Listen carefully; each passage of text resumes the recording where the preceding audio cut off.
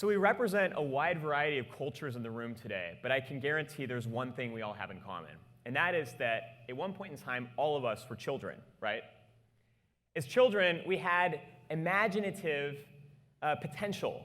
We had the most imaginative dreams for ourselves. Our imaginations weren't limited by scarce resources or judgment.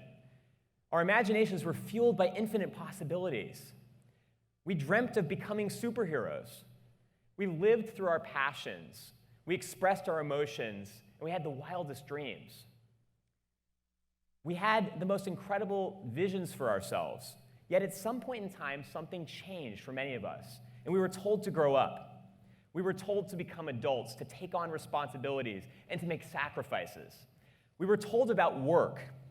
We were told that we needed to become professionals, that we needed to somehow make these sacrifices to change who we were, to conform to what society thought we should be.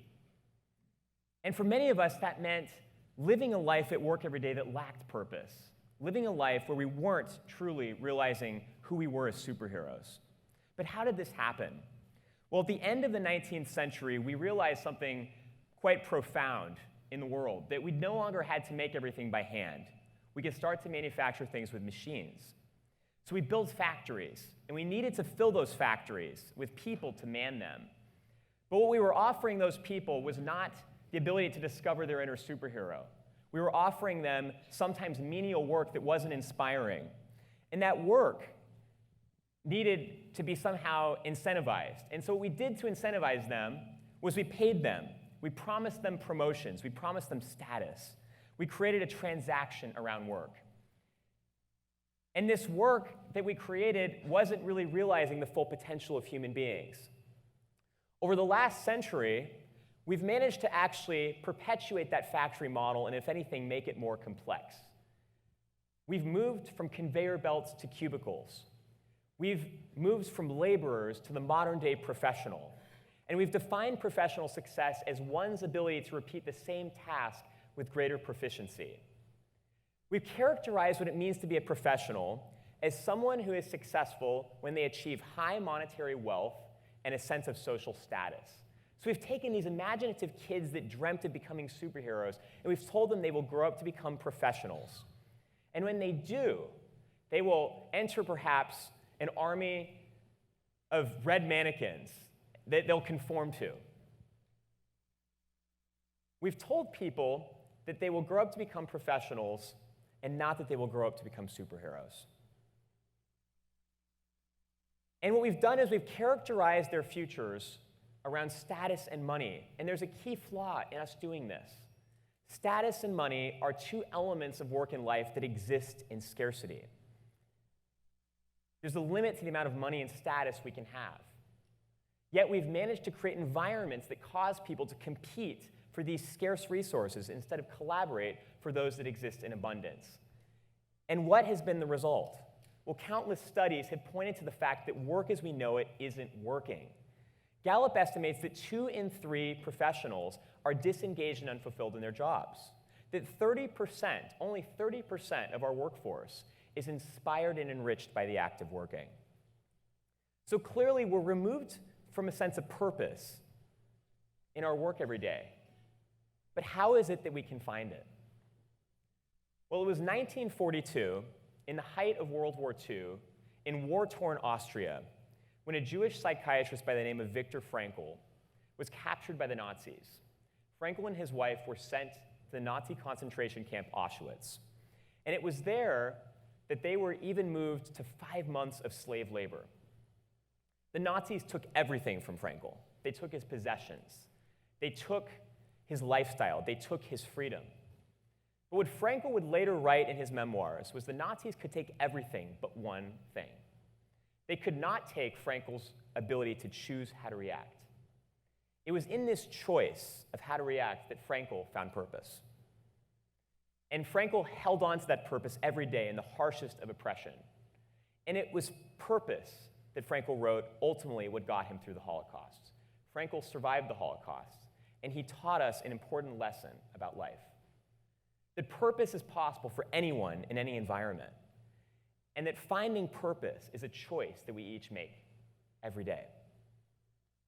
I was faced with a choice upon graduating from college. I had these imaginative dreams of superhero careers where I would become an entrepreneur and where I would express myself through my occupation every day. But I began to listen to the people around me who told me, don't take too many risks. Be careful, you need to grow up to become a professional. You need to save a lot of money, and you need to become famous. I began to get a fear of failure. I stepped back and I said, I have to go get a real job. And so I moved over to the corporate world, and I got a job at Google.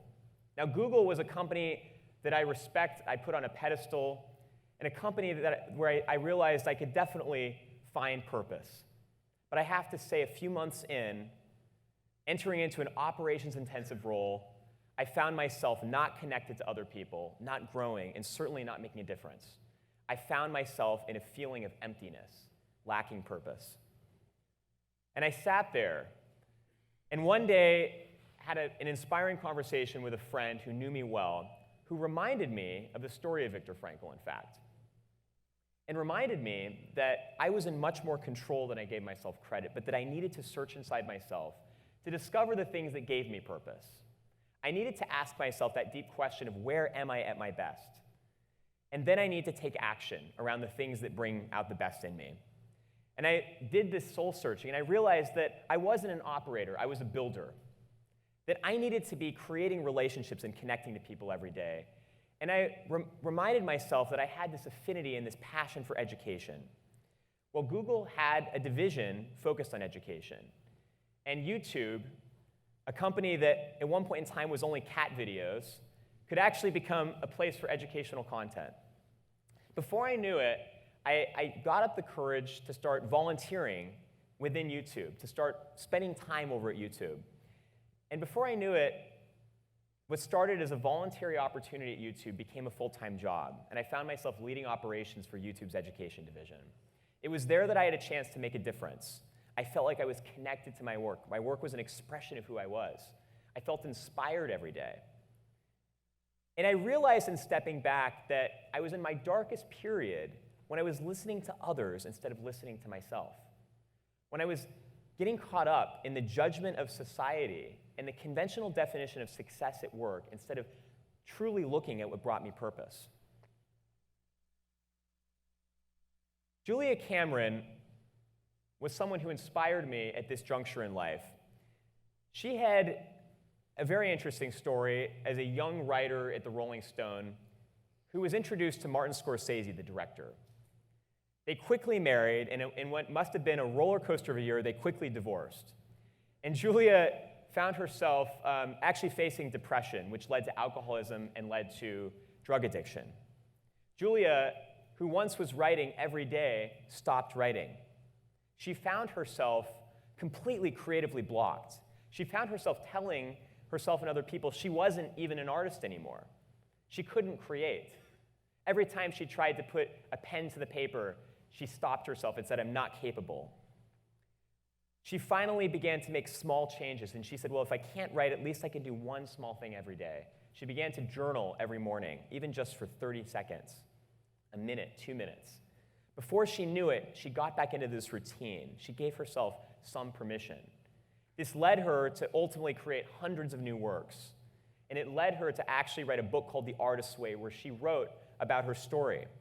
What Julia wrote was that we each harbor this inner creative potential, this inner superhero. And the only thing keeping us from letting that out and realizing it is ourselves. We are our own worst critics. We are our own worst enemies. And when Julia finally gave herself permission to discover her inner artist, she indeed was artistic. Julia showed me and showed us that we can indeed become superheroes, but it involves us taking action and giving ourselves permission to do so. Upon leaving Google, this perfect job that I had, I realized that it was time to do something new. And it was really the countless stories of my friends and my peers that were facing a lot of the same issues that I was facing earlier, missing purpose in their work, not connected to their sense of self, that I realized this wasn't an issue just unique to me. This was a broader issue in the workforce. And I was introduced to this man, Aaron Hurst. Aaron started a group called the Taproot Foundation back in 2001. Aaron came out of the Silicon Valley and realized that countless professionals he knew were unfulfilled and disengaged in their jobs, and countless nonprofits in our community could never afford the top talent that they deserved. So he created a marketplace called the Taproot Foundation that took thousands of pro bono volunteers and connected them to nonprofits. Every person that signed up for Taproot that Aaron would meet would come shake his hand and give him a hug and say, "Thank you so much. The pro bono work that I do in 5 hours a week is what makes me a superhero. The 5 hours a week that I volunteer is so much more fulfilling to me than my paycheck job. That's just a means to an end." And at first Aaron said, "This is amazing. We've created Disneyland for work." And then Aaron said, "This is not amazing. We need to do more. We spend the majority of our lives at work. How is it that we can all discover our inner superhero in our full-time jobs?" Aaron and I met, realizing the same kind of key takeaway from different vantage points, that the workforce is in need of purpose, and we wanted to create a company that would actually enable people to discover what gives them purpose, to realize their potential and find their inner superhero every day.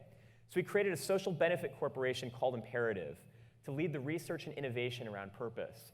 What Aaron and I stepped back and realized was that us finding purpose in our own careers was the pathway to us making a difference in the lives of others. That purpose was not something that existed in scarcity, but instead it existed in abundance. And unlike money and status, it was something that when we helped other people realize their sense of purpose, we would in turn experience purpose for ourselves. We realized that purpose actually did create superheroes.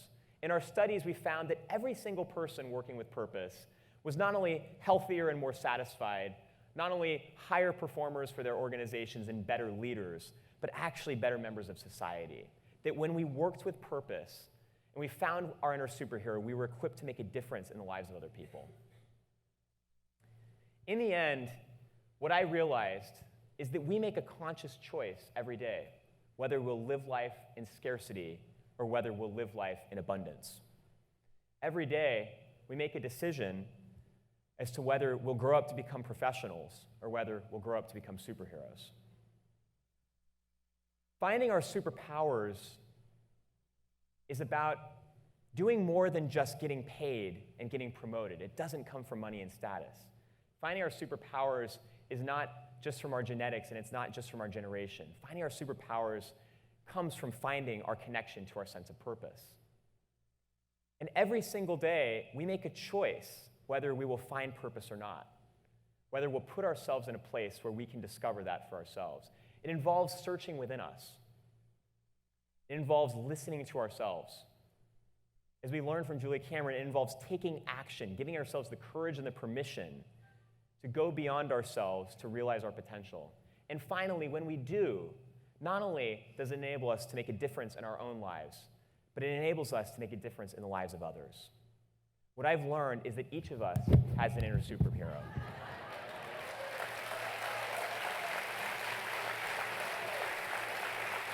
We each have an inner superhero. So when will you let yours out? Thank you.